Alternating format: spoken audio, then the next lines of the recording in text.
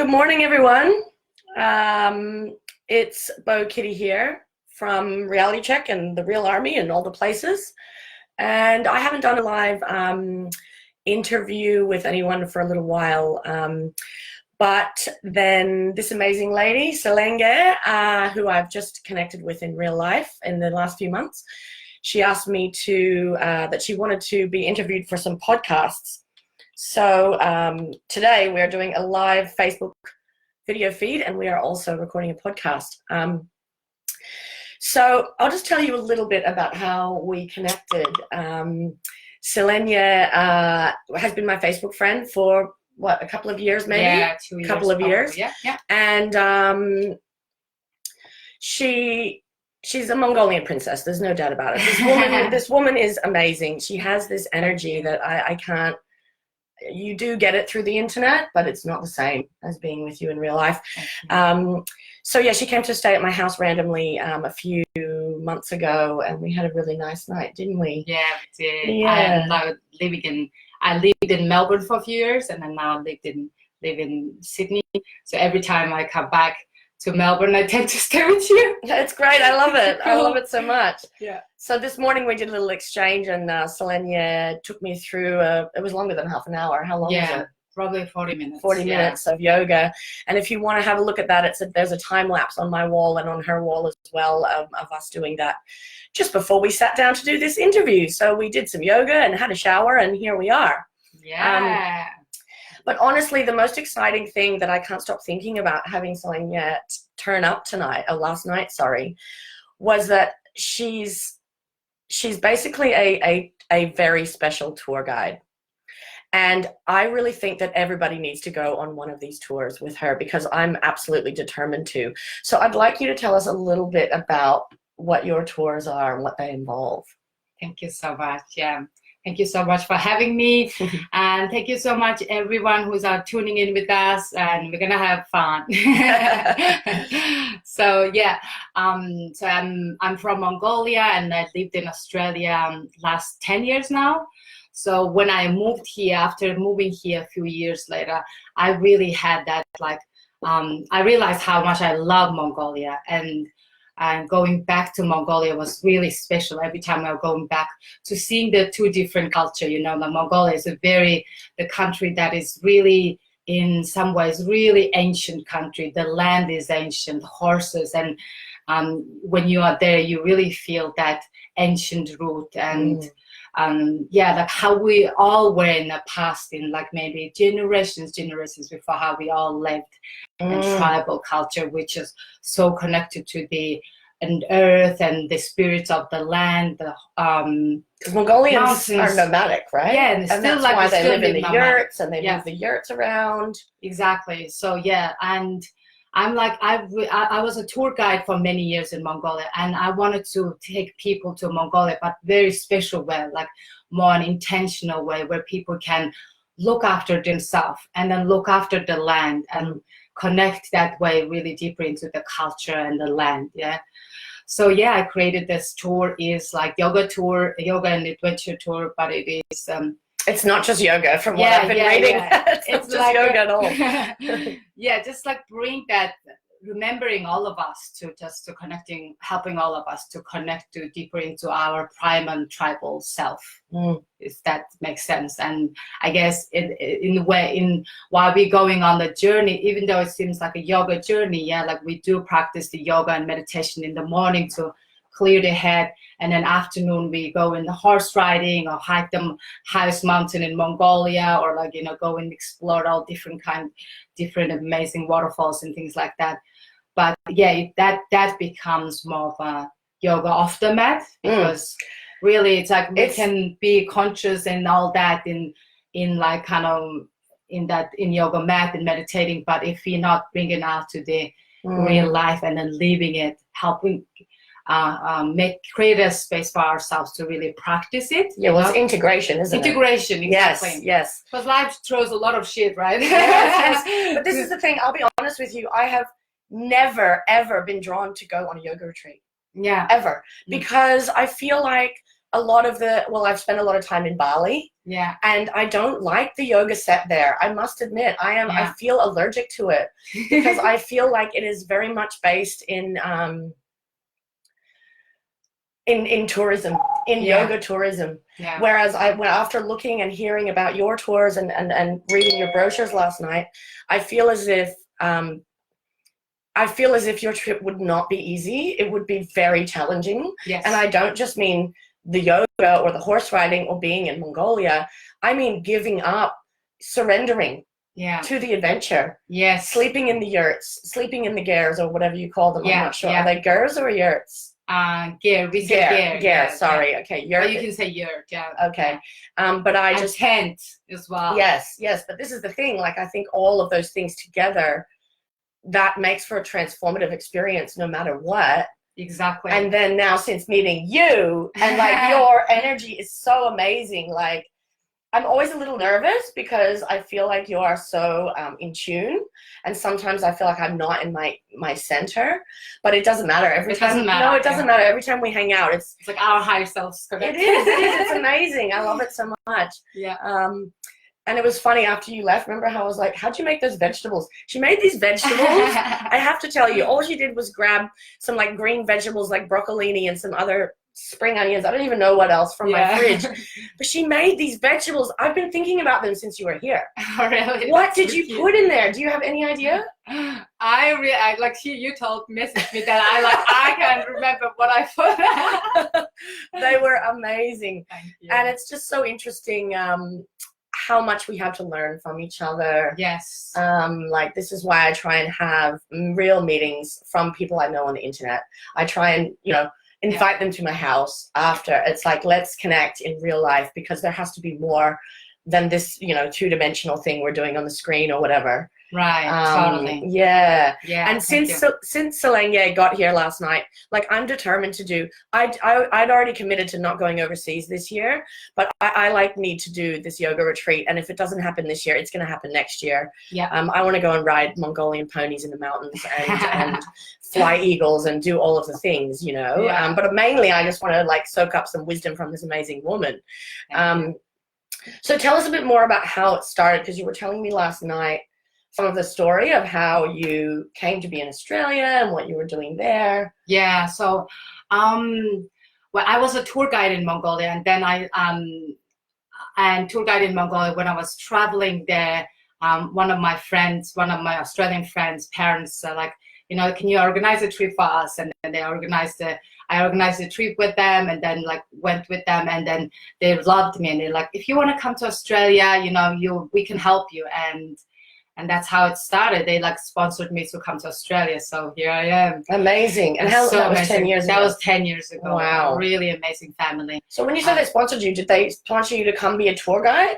No, what they did is like, cause like I came as a student, like international student, and then I didn't have a lot of money to show in my bank. So you have to show like $30,000 or something in your bank. So they showed that, and all these documents goes with it. Yes. So that was a huge one.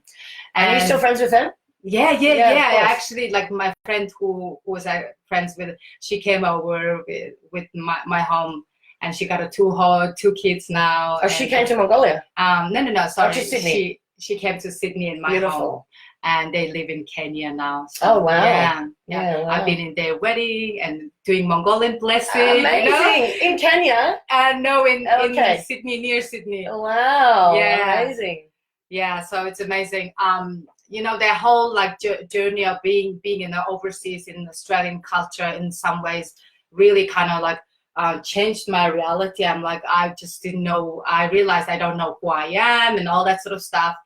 And it was, during that like time, I really needed like something to anchor. I found yoga very strangely through like through fitness class, fitness yoga, and fitness club. No, what do you call it? Leisure centers. Okay, yes. Recreation centers, yes. Yeah, and and first few times I've done, I really noticed like how much I've become patient, because since I was a little girl, I had this anxiety I could call now, but I didn't know. I thought I'm a very impatient, you know, like Yes. da, da, da, you know, just can't be still, you know. Yeah. And then I noticed I become a lot more patient. I would like appreciate the nature more. I would look at the trees. I like to watch the movements. I'm like, wow, yoga is something. You know, what's happening, you know? And, you know, just like a few years goes on, and I decided to yoga teacher training. And where was that? First in India. You know, the land of India is just like they spiritually really like feeding, and yeah, that's where it started the first self-discovery. Is there much yoga already in Mongolia? Is the yoga a Mongolian thing, or? Yeah, it is. Okay. Okay. Yep. Good question. Yeah, I'm just wondering about that. Yeah. Yoga, like yoga asana doesn't in Mongolia, but I feel like yoga philosophy is in there. Yes. Because of the nomadic culture, the ancient culture. But the practice of the physical practice of yoga. Yeah, like meditating is not. Because, you know, Mongolia doesn't have the land, doesn't have the borders, you know. There's no like, okay, Bo's land, it's his Selenges land, you know. There's no such thing as that. Like, you know, whole countries, they're owned by the government, but nomadic people can settle anywhere they want, and then they can't. So it's still like that. No one else owns land except the government. Yeah. Wow. Like, but obviously in the smaller towns and the cities, and they're different. But like, you know, in general, like probably I would say 80% of the land is just like free. And then, so when we go in camping and like staying in the, you know, yurts and things like that, it's just no fence. I feel like it's just so liberating to, you know, to go back into that sort of, you know, settings. Yeah. So anyway, nomadic people are naturally, they have this zen. They're so grounded, so connected to the earth. And I always, after I practiced in yoga a year, and I went back there, and I just realized, okay, I saw the land. I was sitting in the hill. I just saw the land, how, you know, nomadic people are just galloping and then bringing their, oh yeah, she's slipping off the screen there. And I forget you guys. And yeah, so like I was just watching the beautiful nomadic life off the hill. And I'm just like, oh, okay, no wonder why I don't need yoga, because their life is that, the way of being is that yoga, you know, that union with the earth, one with the earth, and oneness.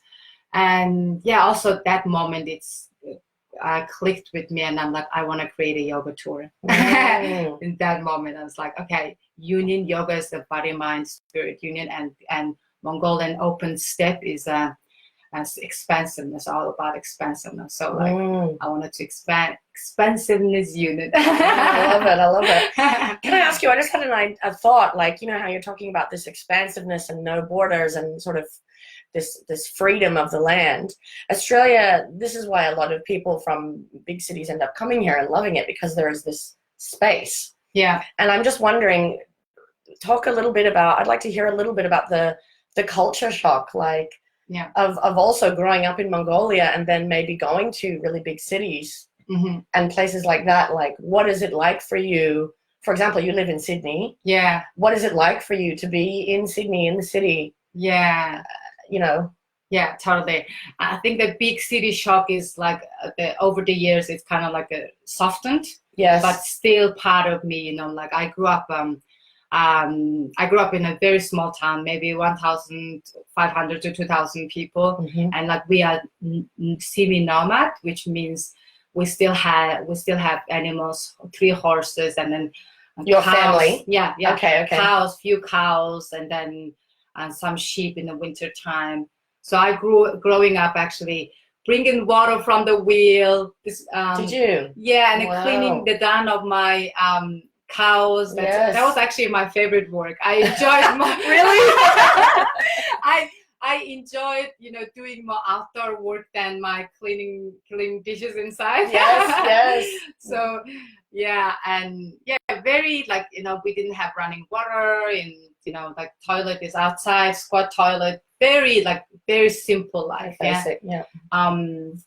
And in that time, I feel like I didn't appreciate it when I kind of moved here, and then how I started to become like, even though I had this, there was so much whole, like I have all these comforts and things like that. But I felt really disconnected in Monster. I didn't even knew I was disconnected. And that's where I think, that's where when I go back to Mongolia now, I feel so appreciated, and simplicity, and like this, it's like they're not trying to be sustainable, but it's their life, because it's like, it's not the rich country, so like everything they do is just like really handmade, and Your parents still there? Yeah, my parents. Really? Yeah. And do they still live like that when you? They still live like. Wow. Yeah, they enjoy actually living that way, because and like I can see Ulaanbaatar city, the bigger cities are becoming more like a Melbourne, Sydney, busy. We're all in our distracted mode. So do they have mobile phones? They have mobile phones, they do. But they don't have Facebook. They don't have Facebook. Yeah. And I'm also wondering, like,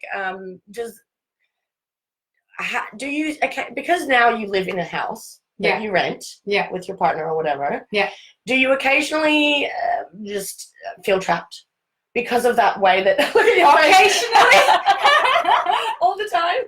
do you One of my friends told me, like, oh, you being Sydney and just in an apartment, I can imagine like wild animal in the cage. Really? He said that he knows me so well. Because inside me there's like wild horse, I just want to be free and do like all these things.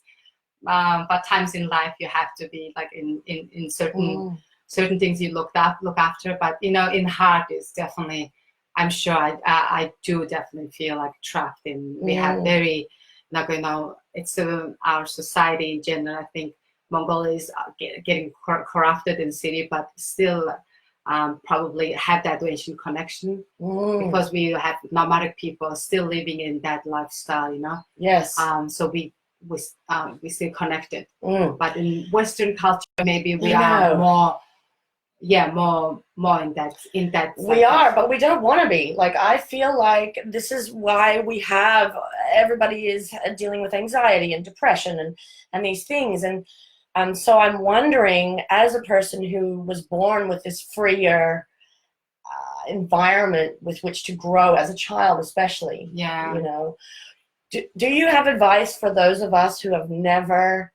I mean, I've always lived in buildings, in cities for the most part. Actually, the most nature ever really in my beginning was festivals. Wow. Because I never, even as a kid, we went camping, but it was very American, you get in a van and you go camping. It wasn't this real connection to land. Yes. And I feel like festivals was the first time that twigged for me that was something, Yeah.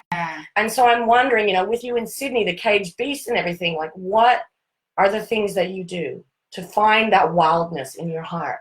Yes, like we did yoga this morning. Yes. Yoga, the meditation, like I was during the practice, we were telling like we need grounding energy, we need elevating energy.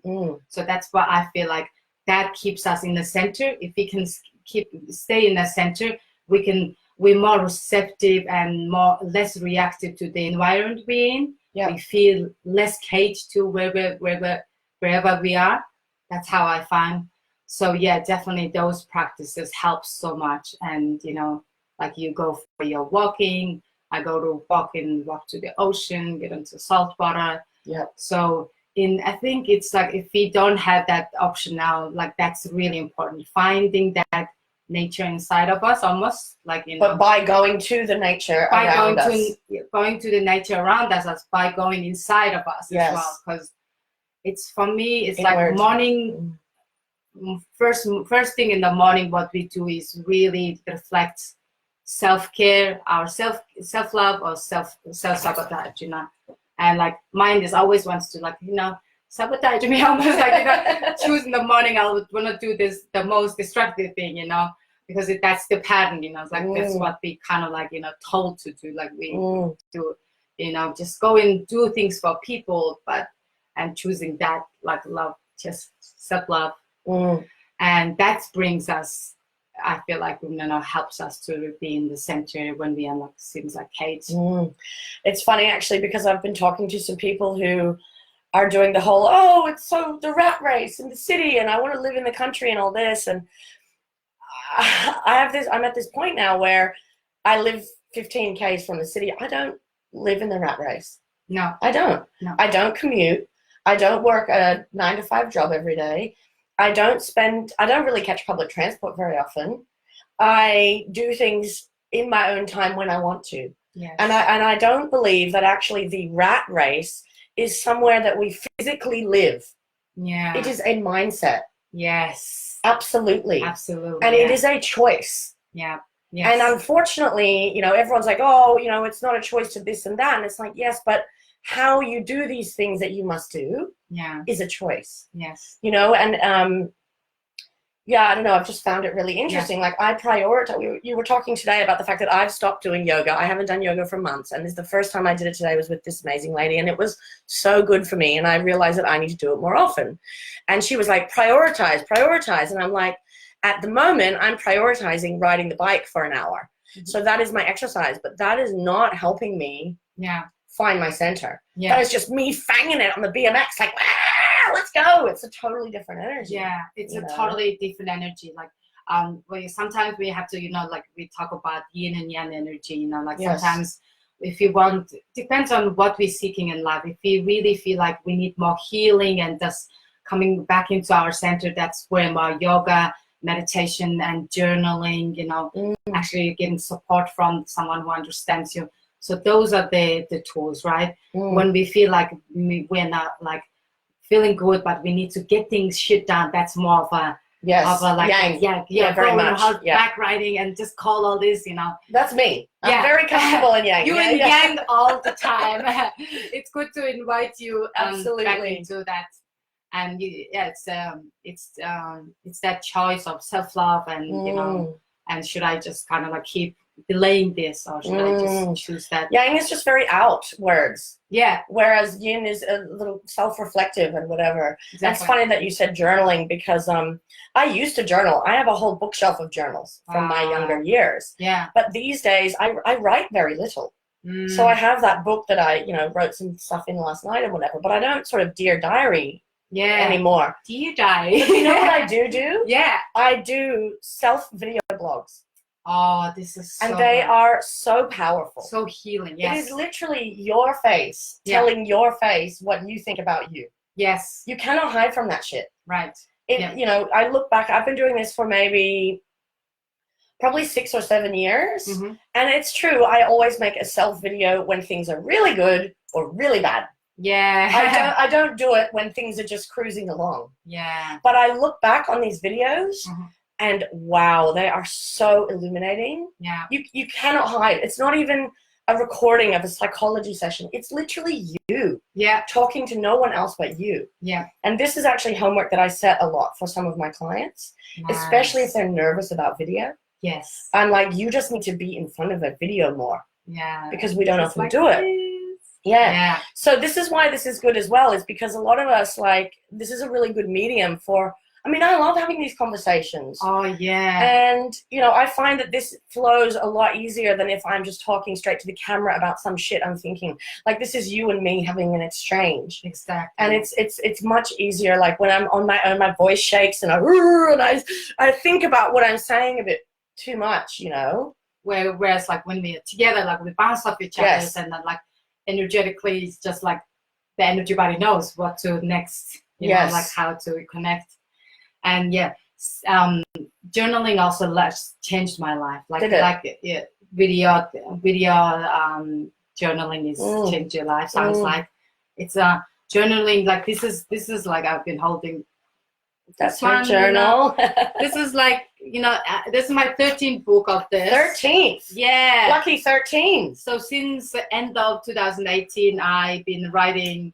Wow. Yeah, like pretty much every day, and then also like all the videos and things like that. Things I'm learning. So is your writing though? Is it soul? Is it creative? Is it Dear Diary? Or is it business related? What is it? It's actually a combination, business related things I'm learning and absorbing from, and then digest through myself and write. Or sometimes it's just like I just ask myself, how are you, Selenge? You know, Yeah. it's like, what is happening today? Yeah, how are you? How's your mind? How's your heart? You know, just like, and almost like some therapist asking me, you know, and then you just like, I call it like a truth writing, you know, and I just like, I don't give a shit. I just like tell all the truth. I don't give a shit about being perfect or right or perfect or right, or even being sounding positive and stuff. Sometimes when you dive into spiritual world, sometimes you're scared of being negative. So that is bad though. It's bad because it's not authentic, because we are positive, negative, we are light and dark. So we can't hide that part of ourselves, I feel like, and just write the truth. Yes, truth is all of it. Yes, absolutely. I think there is a movement now towards not just like really understanding duality. Yes. Like I feel like, okay, we've done in the 70s, it was all love and light. Yeah. We did that. We worked that out. Then we went through the 80s and the boom and the cocaine and all of that. And it was like, oh, there's a dark side. Okay. There is a dark side.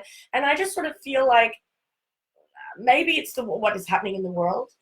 We cannot deny either side anymore. Yes. It is doing the world and ourselves a disservice if we pretend like there is no dark, there is no light. Yes. It's only all bad and the world is ending, we're going to die, or everything's fine. Yeah. Everything's fine, you know. And for me, this whole thing changed when I learned about spiritual bypassing. Yeah. What it means, what it looks like, what it sounds like, you know. And I was like, oh my God, I do this shit. and other people do this shit. And now I'm just like, I try really hard not to do that. Yeah. Just explain it away with some sort of nice rainbow bow, you know. Yeah. It's not, and when we actually bypassing, we know something deep in us. It's not true. We just can't face it. Yeah, exactly. Yeah. So if you don't know what that term means, I highly recommend you Google that shit. That is a really good term to, especially if you're in any of the sort of healing, spiritual, any of those worlds, and you do any sort of the work on yourself, knowing when you're actually bypassing it with some sort of nice spiritual sticker that you've slapped on it, it's really valuable, I think, to sort of learn that. Yeah, to be truly, and keep learning it, because it doesn't just, you don't just flip a switch and then it's over. There's few layers. Like many. Take off the one layer of that mask, basically that mask, you know, the afraid part of us, kind of showing, presenting that light self and saying, oh, it's all this and that, but it's actually deeper part is just still pretty wounded, you know. Yeah. And if we're not being honest with that, and then we're just gonna just follow the same patterns and won't see much result in our and healing and growth, I guess. Well, this is how we stay in a loop. Yeah. You know, because we make little increments, but we don't actually get to the core. We don't peel the layers off. It's too terrifying. Yes. You know, and I've had this recently with someone very dear to me, who I realized that I'm in a cycle, but I'm moving out of it. I'm spiraling up. Yes. She is not necessarily spiraling down, but she is stuck. Yeah. And that's okay. We're not all on the same journey, and we don't have to be. Yes. But it was not okay for her that I was moving on. Oh. She wanted to hold me there. Yep. And I had to let go a little bit. Yep. Because that's her choice, and I'm going this way. And you know, this is what happens when you do the work with people. Exactly. You don't always ascend together. Yep. Yeah. Sometimes you spiral together. Yeah. You know, it's an interesting thing about the spiraling together really reminded me of, you know, like this, have you heard this amazing person called like the holistic psychologist in Instagram, and she just explains us like our behaviors and that what really like development and shock traumas really manifests us, and then how we find our friends in that, you know, state. Our friends who wants What's to her name? I need to follow this person. Yes. Yes. I'm going to give you. Okay, good. We'll put it we'll put a comment below about who this is afterwards. Yes, the holistic psychologist Nicola Perez. Oh, that's what she calls herself, holistic psychologist. Yeah, that's her name. Because I'm a holistic business coach. I love it. It's all about holistic. Yes. It's all about heart-centered and everything. But Selenge, everything has to be holistic now. Yes. We cannot separate and compartmentalize. Yep. these areas of our lives. It does not work. It doesn't work. We can't be just successful in business and then be like if you're successful in business, you have to be successful in all the other areas. Otherwise, be unhappy. It's like right down there. Yeah.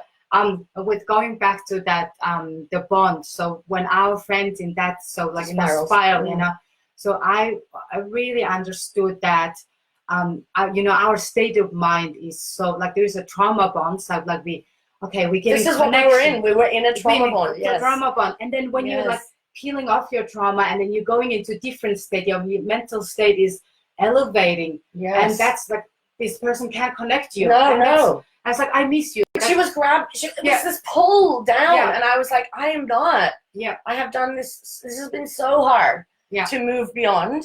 I love you. Yeah, I cannot stay there with you. Yes, that's a little bit what happened. Yes, that's the most compassionate thing you do for yourself and the other person. It hurts like hell, though. Of course, it has to. I felt guilt.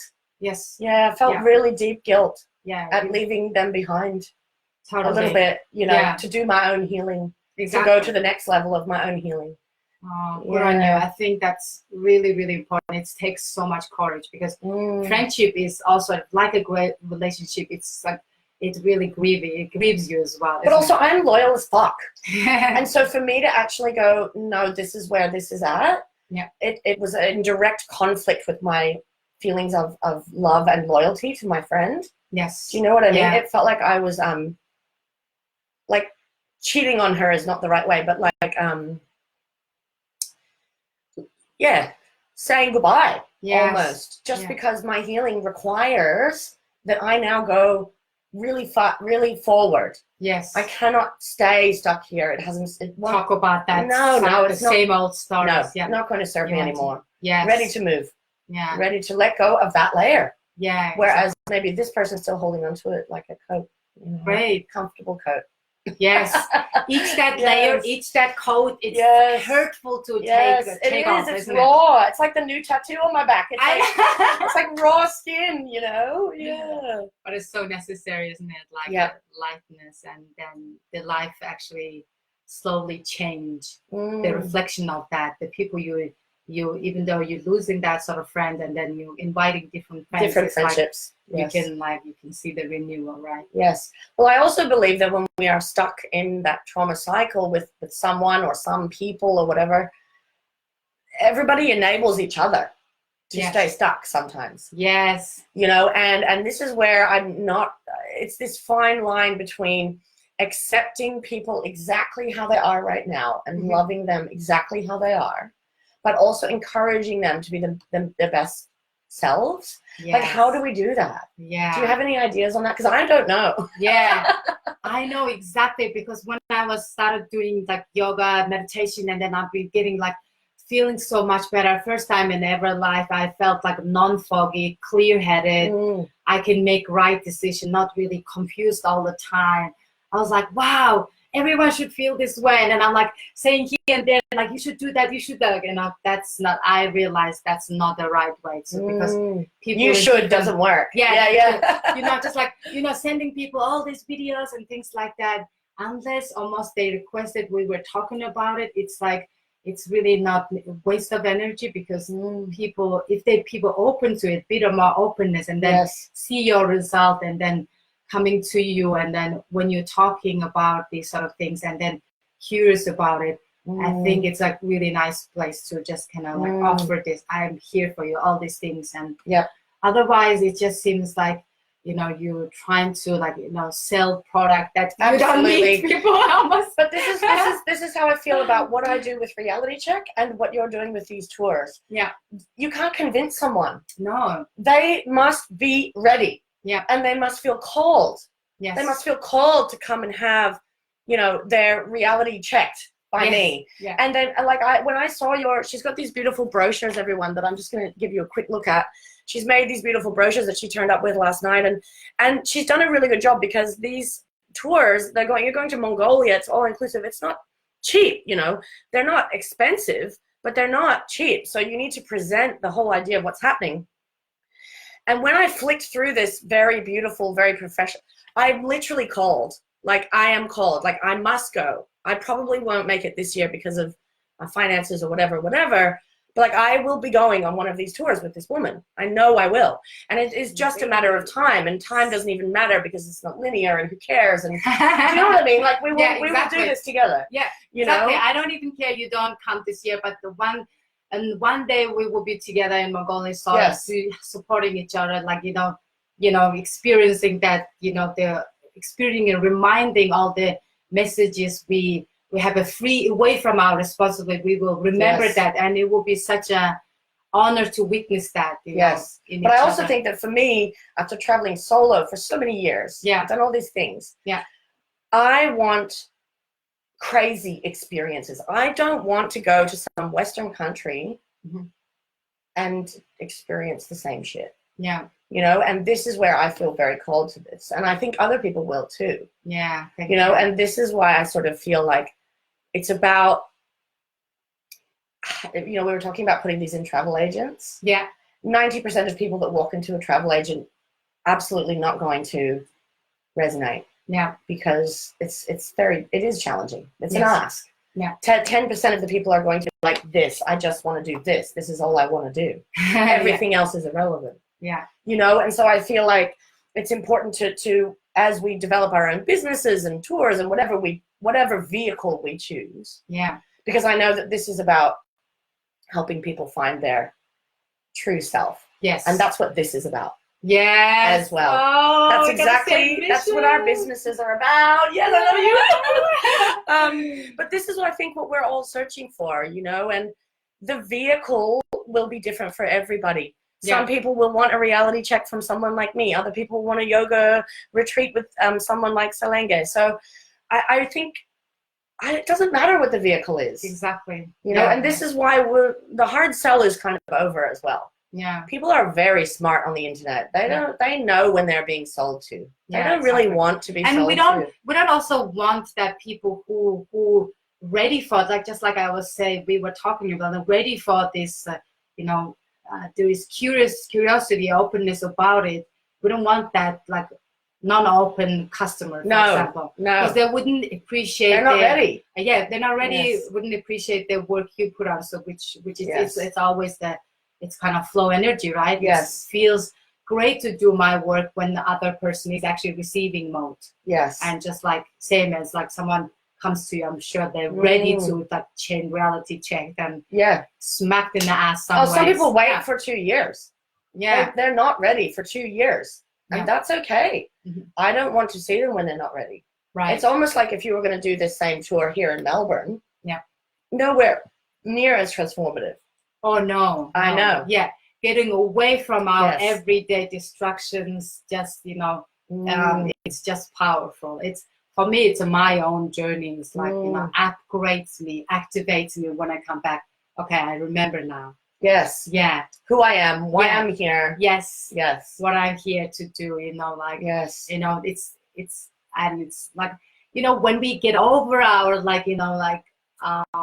the physical needs and being in the ego self, it's like we realize it's the service. We need, people need this, And sometimes people don't even realize people need this. So therefore we have to show up. We have to invite you. And this is the thing, we talked last night about how there's an element of channeling these days. Like we were just, Selenge saw my post that went viral and she was like, oh my God, like that was you channeling. And it kind of was. I mean, I didn't plan it. I didn't think about it. I didn't, edit it. I really didn't, In fact, it already went viral and then someone was like, oh, there's a couple of spelling mistakes in there. And so, I feel like this is what all of us need to be doing more. Where is it that we are channeling? And I'm sitting here, we've got Donna watching, hopefully. Donna is one of my friends. She's a hula hoop teacher. And she's actually extremely skilled in businessy things. But that is her joy. And it's like, we need to do what our joy is. I see Tomoya, who has the Wabi Sabi restaurant, is watching. I see we have Laura, who is watching, who runs her own business called Put Your Heart Into It. Like, I'm absolutely stoked to see that the people are tuning in right now are also people who are actively pursuing their joy, pursuing their special gift, whatever that means, you know. Yes. And for some people, it is not, you know, so lofty as maybe yoga or business coaching or whatever. Like, I think we all have our slot to fill, you know. Oh yeah, 100%.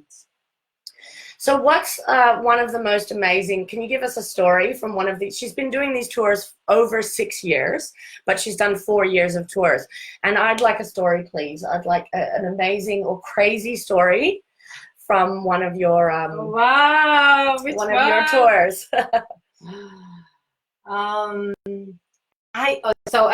I have a story, and it's a story of, maybe I'll say the message later. This gave me a really like strong message. Okay, maybe I'll say the message straight away. Sometimes you can surrender, sometimes you don't surrender. You just don't give up. You just keep going. Okay, this is the example. In Sacred Mountains tour, which is at the moment my like now really like heart, and which is the one I need to do, of course. Yeah. And which is the longest, hardest, most challenging, most expensive one, of course. And most magical, because yes. This one is where we're going to the Tambog Mountain, which is the Five Gods Mountain.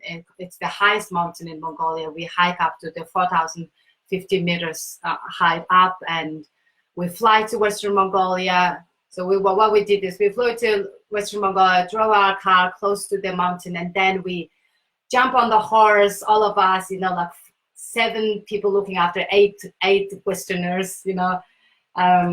Really safe and secure, and then so we get to the base. So there's camp. like 15 people on horseback. 15 horses? Yeah, amazing. Yeah. It's like galloping across the and then incredible. You like riding across the land, and then you all of a sudden as you're closer to the like snow-capped mountain, you're in this like movie setting.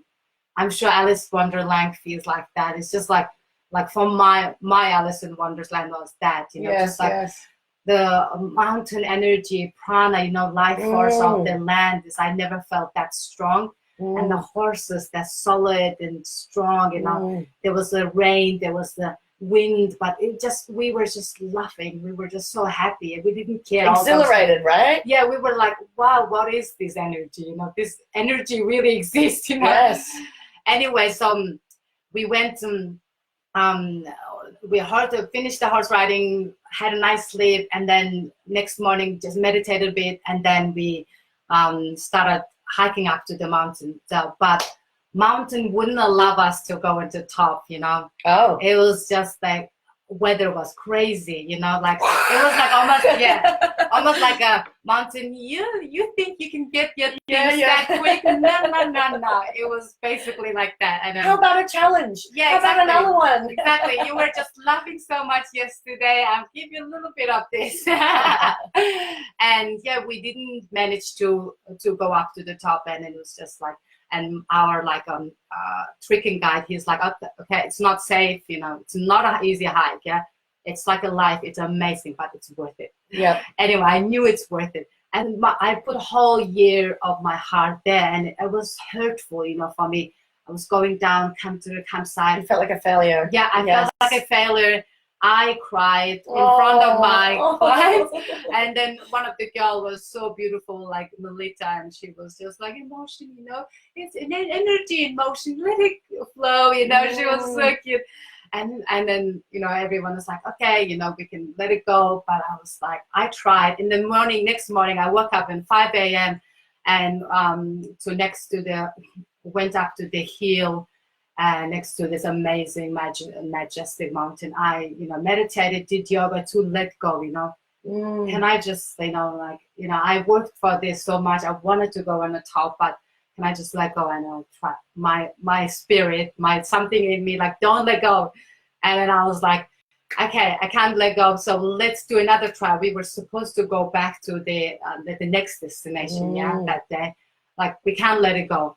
Must go.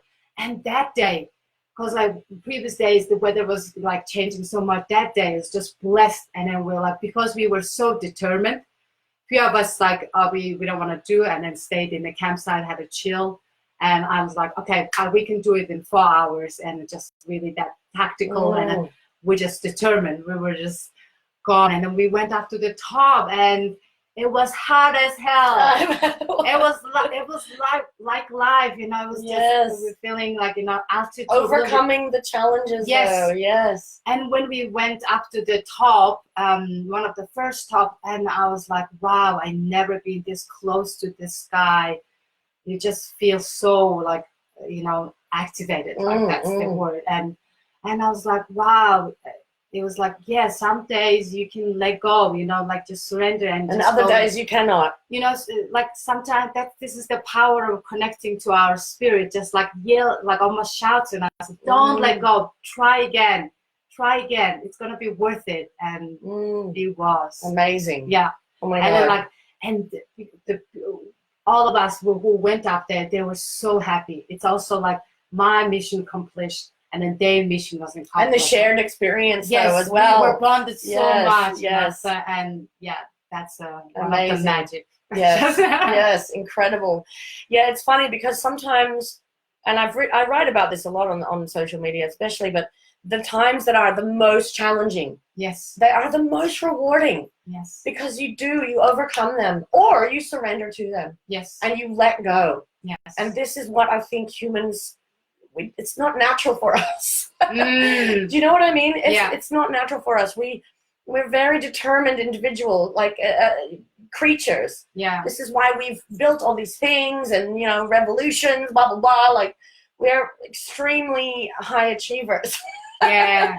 Sometimes it's nice to hold back, but sometimes it's like, yeah, you try all different ways and don't give up.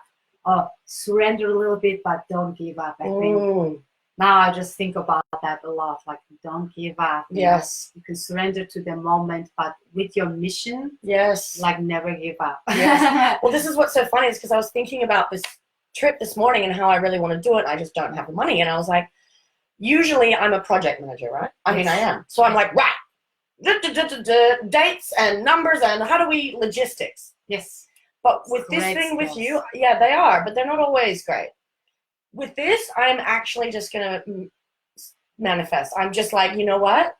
If the money turns up, I'm going. Yeah. And then have a little faith, a little trust in the universe that it might show up. Not attachment to it. Yeah. But just, I'm putting it out there. Amazing. Yes. Yes. That's the way. You know, and I think that there's a lot that we can do for ourselves where we don't have to make it all happen. Yes, exactly. Yeah. It's like that support, you know, we have, I like to think like we have a invisible team of spirits and ancestors and our lands, you know, even our blessings are from family in some ways, whether we think or not, you know, like believe or not, what we do. And we have team, we need to trust in that and allow ourselves to feel supported. And I was also thinking about that, because you know how you are such in like structure based and like that this is your job and you're so good at that. And then I'm sure during festivals and organizing, you feel that it doesn't go along the plan, right? And something never goes to plan. Yeah. But it's still never. still nice to have that structure, right? In the skull, right? But yeah, like I find it exactly the same with my tour. I do my best to, you know, like all the structure and do all background work. But when that thing shows up, we have to stay in the center and then just flow with it. Flow, you know? Yes. You know, not just like, no, it has to be, we have to leave 10 o'clock. No. Yes. People on holiday, this thing, like we can't climb, maybe tomorrow try. All this fluidity, it's like a little bit of structure. Yes. We need like a structure and flow. Yes. But this is also why like we can plan every second of every festival or every tour. Yeah. And we can never plan the personalities. Yeah. The weather. Yeah. Like there's a number of things that we cannot plan. And so in that we must be fluid. And I think as you get older, the more shit life throws at you, you actually get either really much better at it or much worse. Yeah. People get way more rigid and no resistant. or they become more fluid with it. Yeah. You know, and I think that, again, a choice. Yeah. It's a choice. Yeah. Like I went to a party on the weekend and we were going for the day trip, right? So we were coming back that night. Yeah. 8 o'clock at night, my driver is like, I don't want to go. Can we stay? We have no beds, no tents, no nothing. Yeah. And I was like, oh, well, I'm on the, sure.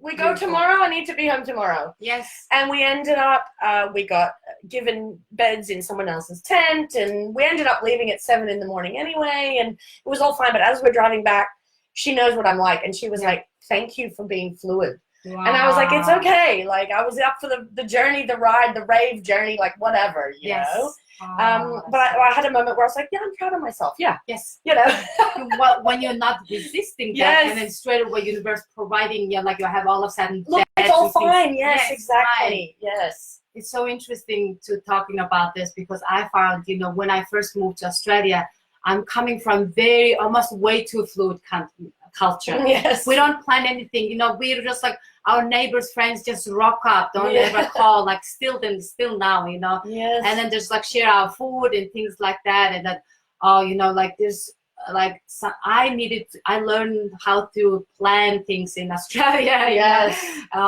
We don't have that structure in Mongolia. Almost way too fluid. And then Australia, when I came here, I was like way too structured. Way too structured. When I say to my friend, can we meet? It's like, like 2 weeks time or 3 weeks time and 4 o'clock this time and day. It was just wow. There's no like this magic. A little bit of like surprise spontaneity. Yes. I think it's like when it's kind of understanding that and we in the more in a dance between that. That's really nice energy. Yeah. Well, I just have to actually culture jam that shit in my own life. And this is why I do a lot of video chatting with people, because I'm so sick of typing. I don't want to chat like this. I want to chat like this. Yes. And even if you're in Sydney and I'm here, we can still do this. There's more here than there is here. Yes. And so I don't know, I just sort of feel like, and I'm all about the pop-in. This is why I did the Monday dinner club, and I'm doing a Google map of the neighborhood. Like, I just want people to know that this house is a space where you can just turn up. And if I am in no state to have visitors, I'll tell you. Yeah, exactly. I'm okay with being like, I'm like really naked right now and I can't put any clothes on. It's not a good time. Yes. But whatever, Yeah, totally. Yeah. That like loving kindness boundary as well. It's very important. Yeah. Oh, I'm still learning that. Yeah. Loving boundaries. Yes. Oh, yeah. Loving because when you first start to set boundaries, you build them really strong, because you're like, this doesn't feel good. So I'm going to put up a giant wall right here, right now. And I know this is what I did anyway. I put my boundaries up quite strong. Yeah. And now it is about, being gentle about them, knowing where they are and communicating them in a way that's not personal to this other person as well. Yeah. Exactly. Because a boundary that's a fear-based boundary. Like, I'm protecting myself, but like when boundaries like based in love, and it's like, I can't do it now, but how about then? But also, I love myself so much yes, that I'm going to do this for myself. How does that fit with what you want to do? Yeah. Yeah. Beautiful. Love it. All the things we learn. All the things we learn. Well, we're at nearly an hour here, so I think we're going to say goodbye, but I really think anyone who has resonated with Selenge today, you need to go and stalk her, please. Go and look at her yoga. Go and look at her packages. Have you got a website for all of these? Yes, steppeyoga.com. Okay, so we'll put the website in the comments here, and all of these brochures. I mean, where are these? She's got all these different brochures. Where are they all going to go? Are they all going? I put around health food places in Melbourne. Yeah. And I'm going back to Sydney now. So all of these tours are in June, July, August this year, which means they'll be June, July, August next year as well. And it's from 11 to 19 days. So it's not for the faint-hearted. There's no weekend warrior shit here. It's like a full immersion in Mongolia. So anyway, I'm committing live on Facebook right now that I'm coming with you. Yeah. Maybe not this year, maybe next year, but I'm definitely going on one of these trips. This has become more important for me now than going back to Italy again. I mean, I've been to Italy. I witnessed that. I know that's part of me. But there is part of me that needs deep healing and connection to the land. And I truly believe that it might be this trip to Mongolia with this amazing woman. And this is maybe why we've been brought together as well. Yes. you know, Yeah. Totally. for a bigger reason than just, you know, sharing vegetables. Anyway, thanks so much for tuning in, everyone. And yeah, we'll put some links for Selenge stuff in the bottom of the feed. And hello there, Kath. Thanks for joining in. Yeah. And thank also you. hello to the Lauras. Oh, Laura. Being a good, yeah, I hear you, Laura. Anyway, I'll address that long comment with some words that I type in a minute. But thank you so much for tuning in, everyone. I hope you have an amazing hump day. Thank you so much. Have an Bye. awesome day. Love you. See you.